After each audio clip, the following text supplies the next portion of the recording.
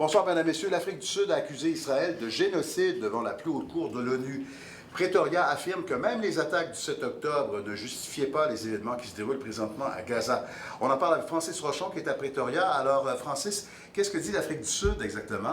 On dit qu'Israël a violé la commission sur le génocide qui a été signée en 1947 suite à l'Holocauste.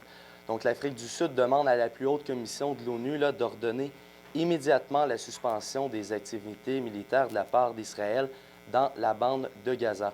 Justement, Israël devra faire face à la justice aujourd'hui devant la Cour judiciaire internationale face à des accusations d'actes génocidaires.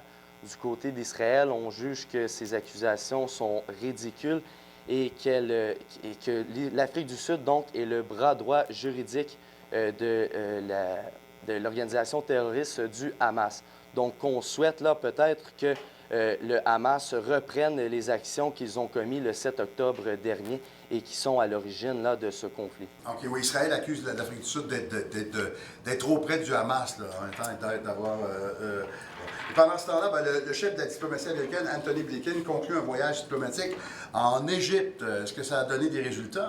Oui, bien justement, là, Antony Blinken, le secrétaire d'État américain qui a passé du temps notamment en Turquie, en Arabie saoudite et en Cisjordanie occupée, ça, c'était dans le but de contenir la propagation du conflit entre le Hamas et l'Israël.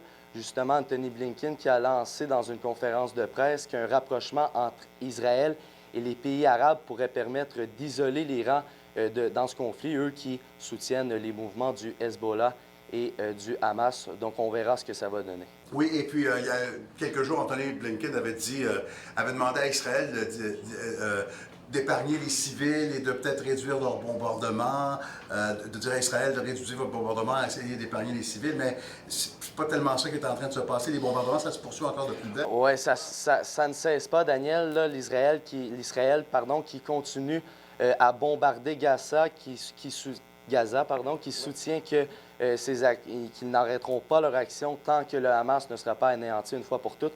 Donc, c'est certain. Ne seront pas libérés. Exactement. Donc, on verra là s'il y aura des débordements dans ce conflit, puisque plusieurs pays semblent s'impliquer présentement. Merci beaucoup, Francis, pour ces précisions. Je vous en prie.